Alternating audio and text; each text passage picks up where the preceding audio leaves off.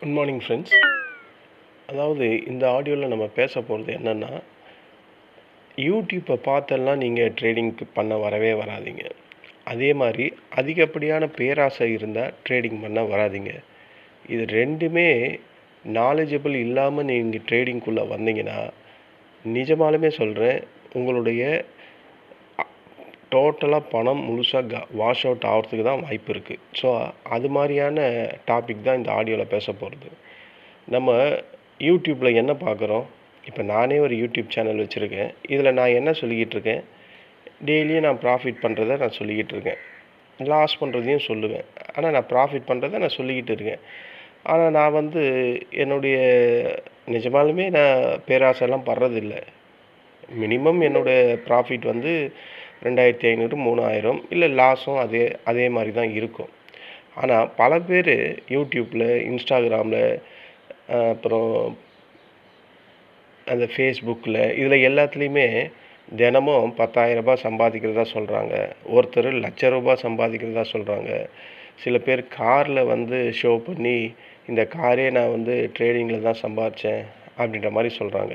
அப்போ இப்படிப்பட்ட ஜனங்கள் சொல்ல நம்மளை மாதிரி நடுத்தர மக்களோட மனநிலைமை எப்படி மாறுதுன்னா, ஏன்னா நம்ம டெய்லியும் பணம் சம்பாதிக்கிறதுக்கு ஒவ்வொரு நாளும் வேலைக்கு ஓடுறோம். வேலையை தேடி துரத்திக்கிட்டே இருக்கும். எதுக்கு? இந்த பணம் சம்பாதிக்க. அப்போ இந்த பணம் இவ்வளோ ஈஸியாக இவ்வளோ பேர் சம்பாதிக்கும் போது ஏன் நம்மளால் முடியாது அப்படின்ற மாதிரி ஒரு எண்ணம் வரும். அப்படி தான் வரும். இதுதான் ரியல் லைஃபு. மனுஷனோட சைக்காலஜியே அப்படி தான். ஒருத்தனை பார்த்து ஒருத்தன் கற்றுக்கிறது தான். இதுதான் தொன்று தொட்டு மனுஷ குலம் தோன்றிலிருந்து இப்படி தான் இருக்குது. ஒருத்தனை பார்த்து ஒருத்தன் டெவலப் ஆகிறது தான். ஆனால் இந்த மாதிரி நிஜத்துலேயே ட்ரேடிங்கில் இந்த மாதிரி தான் உண்மையாலுமே நடக்குதா? ட்ரேடிங்க்கு வர 100 பேருமே, புதுசாக ஒரு 100 பேர் வராங்கன்னா 100 பேருமே டெய்லியும் ஜெயிச்சிக்கிட்டே இருக்காங்களா அப்படின்னு கேட்டால் அதுதான் இல்லை.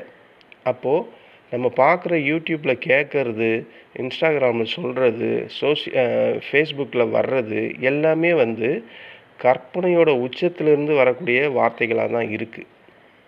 ஆனால் நிஜமாலுமே நீங்கள் ரெகுலராக ப்ராஃபிட் பண்ணுறீங்கன்னு வைங்களேன், கண்டிப்பாக என்றைக்கோ ஒரு நாள் லாஸஸும் பண்ணியிருப்பீங்க. ஏன் அப்போ அந்த மாதிரி யூடியூப்லேயோ இல்லை ஃபேஸ்புக்லேயோ இல்லை இன்ஸ்டாகிராம்லேயோ இல்லை மற்ற சோசியல் மீடியாலேயோ எதையிலையுமே லாஸ் பண்ணுறதை மட்டும் பெருசாகவே சொல்ல மாட்டாங்க, எல்லாம் பெரிய ப்ராஃபிட் மட்டுமே காட்டுறாங்க அப்படின்ற ஒரு கேள்வி தோணும். அப்படி தான் தோணும், எல்லாருக்குமே தோணும். ஆனால் அது பல பேருக்கு தோணவே மாட்டுது. அதனால தான் பிகினர்ஸாக உள்ளே மார்க்கெட்டில் இந்த மாதிரி நினைவுகள் அவங்க மனசுலேயே இருக்கிறதுனால ஒரு வருஷத்துலேயே பெரிய பணத்தை இழந்துட்டு வெளியே போய்கிட்டே இருக்கிறாங்க. எவ்வளோ ஸ்பீடாக டிமேட் அக்கௌண்ட்டை ஓப்பன் பண்ணுறாங்களோ அவ்வளோ ஸ்பீடாக மார்க்கெட்டை விட்டு வெளியே போய்கிட்டே இருக்காங்க இந்த ட்ரேடிங்கில். அப்போ இந்த புதுசாக வரக்கூடிய பிகினர்ஸுக்கு என்ன மாதிரியான தப்புங்களை பண்ணுவாங்க அப்படின்னு கேட்டால், என்னை பொறுத்தவரையும் முதல் தப்பு பேராசை அப்படின்றது தான் ஃபஸ்ட்டு தப்பாக நான் நினைக்கிறேன். அதாவது ட்ரேடிங்கில் தோக்கிறதுக்கான முதல் காரணம் அந்த க்ரீடி, பேராசை தான். ஏன்னா ஒருத்தர் காரில் இந்த மாதிரி நான் இன்ஸ்டாகிராமில் இவ்வளோ இது வாங்கிட்டேன், இதை பாருங்கள் இப்போ வாங்கின வீடு தான் இது அப்படின்னு ட்ரேடிங் சம்மந்தமாகவே ஒரு விளம்பரத்தை அவர் பண்ணுறாரு. இன்னொருத்தர் லேப்டாப் ஸ்க்ரீன்ஷாட்டை போட்டுட்டு இதை பாருங்கள் இன்றைக்கி இவ்வளோ ₹50,000 நான் ப்ராஃபிட் பண்ணியிருக்கேன், 15,000 30,000 அப்படின்னு சொல்கிறாரு. இதெல்லாம் நிஜமாலுமே நடந்தால் சந்தோஷம். ஆனால் ஏன் இந்த ஜனங்க லாஸை மட்டும் காட்டவே மாட்டுறாங்க? அதே காரில் நான் இன்றைக்கி இவ்வளோ லாஸ் பண்ணிட்டேன், அதே லேப்டாப்பை திறந்து இதை பாருங்கள் நான் இவ்வளோ லட்சங்களை இழந்துட்டேன், ஏன் அந்த மாதிரி சொல்ல மாட்டுறாங்க? அப்போது மார்க்கெட்டில் தினமும் ப்ராஃபிட் பண்ணுறதுக்கான வாய்ப்பு இருக்கா? எந்த நேரத்துலையும் தோக்கவே முடியாதா அப்படின்னு கேட்டால் அப்படி இல்லவே இல்லை. ஓகேங்களா?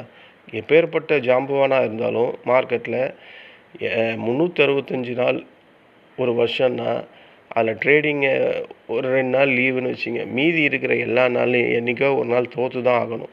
இல்லைனா முன்னாடியே பல தடவை தோற்றுருக்கணும். ஸோ அந்த பல தடவை தோற்ற அனுபவத்திலிருந்து அதுக்கப்புறம் வேணும்னா பெரிய லெவலில் ரெகுலராக ப்ராஃபிட் பண்ண முடியுமே கண்டி, புதுசாக வரவங்களாலலாம் ரெகுலராக ப்ராஃபிட் பண்ணவே முடியாது. ரெகுலராக லாஸஸ் மட்டும்தான் பண்ண முடியும். அப்போது இந்த இடத்துல பிகினர்ஸாக வர நமக்கு பேராசை அப்படின்றத நம்ம இங்கே வரவே கூடாது. வந்ததுன்னா கண்டிப்பாக உங்கள் அக்கௌண்ட்டு காலியாகும்.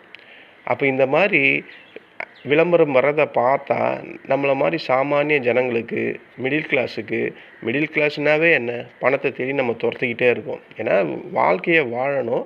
அந்த வாழ்க்கையை வந்து ரொம்ப லக்ஸரியாக இல்லாமல் ஓரளவுக்கு நிம்மதியாக வாழணுன்றதுக்காக தான் எல்லாருமே வேலைக்கு போகிறோம், சம்பாதிக்கிறோம். ஆனால் அந்த வாழ்க்கை ட்ரேடிங் வந்ததுக்கப்புறம் ரொம்ப ஸ்மூத்தாக போதா அப்படின்னு கேட்டால் இல்லை. கரெக்ட் தானே நான் சொல்கிறது? ட்ரேடிங் அப்படின்றது பணம் சம்பாதிக்கக்கூடிய மெஷின்ஸ்லாம் கிடையாது. அது ஒரு ஸ்கில் வித்து எமோஷன் கலந்த ஒரு இடம். இப்போது நம்ம டாக்டருக்கு படிக்கிறோம், +2 முடிக்கிறோம். +2 முடிச்சுட்டு டாக்டரில் கோர்ஸில் ஜாயின் பண்ணுறோம். சேர்ந்த ஃபஸ்ட் நாளே நம்ம டாக்டர் ஆகிடுவோமா? அப்படி தானே எல்லா ப்ரொஃபஷ்னல், எல்லா ட்ரேடு எல்லாமே அதே மாதிரி தானே இந்த ட்ரேடிங்கும். 10 வீடியோ பார்க்குறோம், பல பேர் சொல்கிறத கேட்குறோம், நம்ம ஃப்ரெண்ட்ஸ் குரூப்லேயே சொல்கிறத கேட்குறோம், எல்லாம் நம்ம கேட்குறோம். கேட்டுட்டு ஒரு 10 நாளுக்கு அப்புறம் நம்ம ட்ரேடிங் உள்ளே வரோன்னா நம்ம ட்ரேடிங்கில் ரொம்ப ஸ்கில்லாக வந்துடுவோமா அப்படின்னு கேட்டால் கிடையாது. ஸோ அதுக்கெல்லாம் பல வருடங்கள் தேவைப்படும், பல லட்சங்களை இழக்கணும், அதுக்கான அனுபவம் கிடைக்கணும், நம்மளை நாமே பெணாத்திக்கிட்டு பேசிக்கிட்டு இருக்கணும் நைட்டில். இதெல்லாம் நடந்ததுக்கு அப்புறம் தான் அந்த ஸ்கில்லு, அந்த எமோஷன்ஸ், அந்த சைக்காலஜியெல்லாம் நமக்குள்ளே வரும். ஸோ அப்போ முதல்ல ட்ரேடிங்கில் பிகினராக நீங்கள் உள்ளே வரீங்கன்னா பேராசை வரவே கூடாது. அடுத்தது என்ன தப்பாக வரும்னா, யாரோ சொன்னதை நம்பி ட்ரேட் எடுக்கிறது. அதாவது இதுதான் ரொம்ப அதிகமாக இருக்கும் என்னை பொறுத்த வரைக்கும். ஏன்னா பிகினர்ஸ் பண்ணக்கூடிய மிகப்பெரிய தப்பில் இதுவும் ஒன்று. டெலகிராமில் சொன்னாங்க, வாட்ஸ்அப்பில் சொன்னாங்க, யூடியூப்பில் சொன்னாங்க, ஃபேஸ்புக்கில் சொன்னாங்க, இந்த மாதிரி சொல்லிவிட்டு பிளைண்டாக ட்ரேட் போய் எடுத்தால் அது என்ன ஆகும்? லாபம் வந்தால் ஓகே. ஆனால் ஏன் எல்லாராலையும் ரெகுலராக லாபம் பண்ண முடியல? இந்த குரூப்பில் இந்த மாதிரி சோஷியல் மீடியாவில் இருக்கவங்களாலலாம்.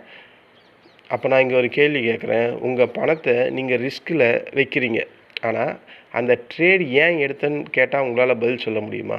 இப்போ ஒரு டெலகிராமில் ஒரு கால் வருது, இந்த காலை எடுங்க, இது டார்கெட்டு, இது ஸ்டாப் லாஸு அப்படின்னு சொல்கிறாங்க. இதை நீங்கள் அனலைஸ் பண்ணிடுவீங்களா? பண்ண மாட்டீங்க. ஆனால் உங்கள் பணத்தை வேணும்னா ரிஸ்க் எடுக்க ரெடியாக இருப்பீங்களே தவிர இதை அனலைஸ் பண்ண மாட்டீங்க. இந்த ட்ரேடு நம்ம ஏன் இங்கே எடுக்க சொல்கிறாங்கன்றதை அதை யோசிப்பீங்களான்னு கேட்டால் அதை யோசிக்க மாட்டீங்க. ஏன்னா நமக்கு தெரியாது. ஏன்னா நமக்கு அந்த அனலைசிங் பவர் இல்லை. அந்த அனலைசிங் பவர் இருந்தால் நம்ம ஏன் டெலகிராமில் போய் ஜாயின் பண்ண போகிறோம்? அப்போ நமக்கே மார்க்கெட்டோட டெப்த்து தெரிஞ்சிடும்ல, மார்க்கெட் இப்படி இருக்குது அப்படின்றது. அப்போது ட்ரேடிங்கில் சக்ஸஸ் ஆகணும்னா முதல்ல நம்ம சிந்திக்க கற்றுக்கணும். சிந்திக்கிறதுனா ட்ரேடிங்கை சம்மந்தமாக சொல்கிறேன். ட்ரேடிங்க்கு ஒரு தனிமையான இடம் வேணும். நீங்கள் ட்ரேடிங் பண்ணுற மாதிரி இருந்தால் நம்மளை சுற்றி ஒரு பீஸ்ஃபுல்லான இடம் வேணும். அப்போ தான் நம்மளால் சிந்தித்து செயல்படுத்திக்கிட்டே இருக்க முடியும். ஸோ காப்பி பேஸ்ட் ட்ரேடிங் எல்லாம் இங்கே ஒர்க் அவுட்டே ஆகாது. அது ஒரு நாள் ஒர்க் அவுட் ஆகலாம், 2 நாள் ஒர்க் அவுட் ஆகலாம். நீங்கள் லைஃப் லாங் ட்ரேடிங் தான் பண்ண போகிறேன், என்னுடைய வேலையே இனிமேல் ட்ரேடிங் தான். எவ்வளோ பேர் வேலையை விட்டுவிட்டு இந்த ட்ரேடிங்கில் வந்து மாட்டிக்கிட்டு அவஸ்தைப்பட்டுக்கிட்டு இருப்பாங்க. அப்போ அவங்களோட லைஃப்பெல்லாம் இந்த காப்பி பேஸ்ட்டு டெலகிராம் காலுக்கும், வாட்ஸ்அப் காலுக்கும், ஃபேஸ்புக் காலுக்கும், இன்ஸ்டாகிராம் காலுக்கும் வெயிட் பண்ணிக்கிட்டு இருந்தால் ரியலான காலை அவங்க என்றைக்கு தான் எடுப்பாங்க? ஸோ அப்போ அந்த காப்பி பேஸ்ட் ட்ரேடிங் அப்படின்றத நம்ம விட்டுடணும் அப்படின்னு சொல்கிறேன். 3வது ஃபோக்கஸ் எதில் இருக்கணும் அப்படின்னு கேட்டால், நீங்கள் பிகினர்ஸ் நான் வரேங்க, இப்போ தாங்க வரேங்க, இந்த மாதிரி யூடியூப்பை பார்த்துட்டு, இந்த மாதிரி டெலகிராம் பார்த்துட்டு இப்போ தான் நான் உள்ளேயே வரேன்னா, நீங்கள் கண்டிப்பாக ப்ராஃபிட்டை ஃபோக்கஸ் பண்ணவே கூடாது. அதுக்கு பதிலாக 3 விஷயங்களை நீங்கள் ஃபோக்கஸ் பண்ணணும். ஃபஸ்ட்டு விஷயம், கேபிட்டலை ப்ரொடெக்ட் பண்ணணும். முதல்ல பணத்தை காப்பாற்றணும். ப்ராஃபிட் வரலைனாலும் பரவாயில்ல, கேபிட்டல் உங்களை விட்டு போகவே கூடாது. ரிஸ்க் மேனேஜ்மெண்ட்டை கற்றுக்கணும். ஒரு ட்ரேடில் அக்கௌண்ட்டையே காலி பண்ணுற அளவுக்கெல்லாம் ட்ரேட் பண்ணக்கூடாது. இப்போது என்கிட்ட ஒரு 10,000 ரூபா தாங்க இருக்குது, எக்ஸ்பைரி டே வருது, இல்லை, நேற்று முடிஞ்சுது எக்ஸ்பைரி. இந்த நேற்று ஒரே நாளில் எத்தனை பேர் அவங்களோட அக்கௌண்ட்டை வாஷ் அவுட் பண்ணியிருப்பாங்க? இது நடந்திருக்கும்ல. நேற்று எக்ஸ்பைரி தானே நிஃப்டி 50. அப்போ எத்தனை பேர் ரிஸ்க் மேனேஜ்மெண்ட் தெரியாமல் அவங்களோட அக்கௌண்ட்டை காலி பண்ணியிருப்பாங்க?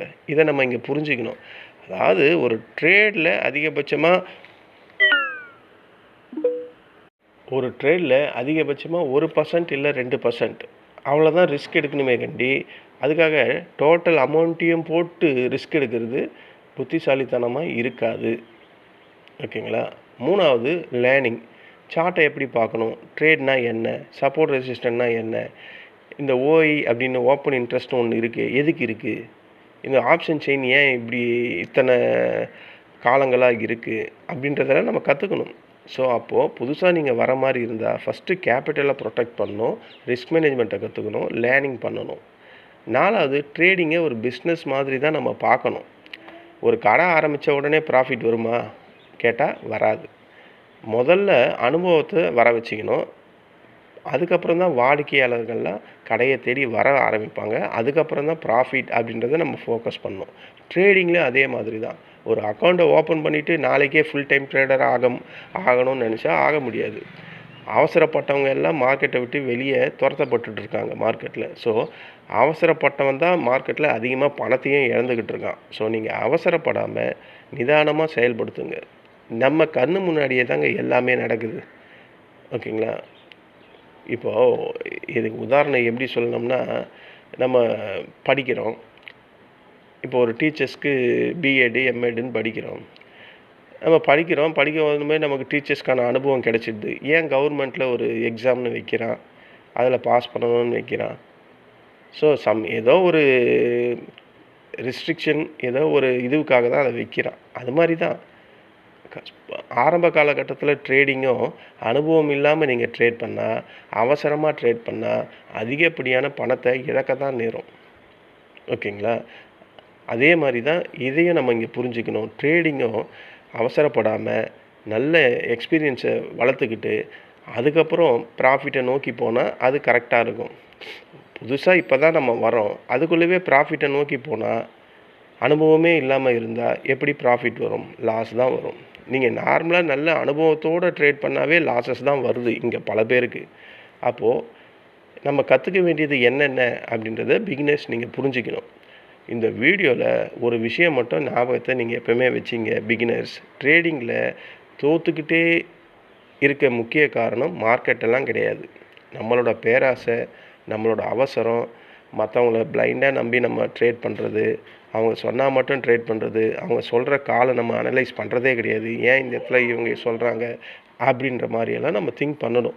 புதுசாக வர்றீங்கன்னா ப்ராஃபிட்டை துரத்தாதீங்க. முதல்ல மார்க்கெட்டில் சர்வைவல் அப்படின்ற ஒன்றை கற்றுக்குங்க.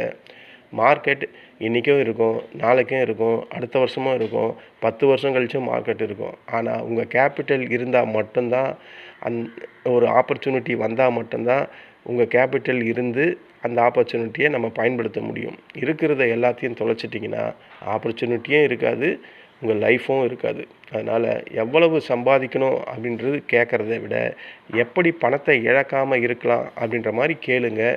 அது மாதிரி நீங்கள் ட்ரேட் பண்ணுங்கள். அதுதான் வெற்றிக்கான முதல் படியாக இருக்கும் அப்படின்ற மாதிரி என்னுடைய அனுபவத்தில் இந்த பிகினர் ட்ரேடருக்கு நான் சொல்கிறேன். இதுதான் முதல் படியும் கூட. ஓகேங்களா?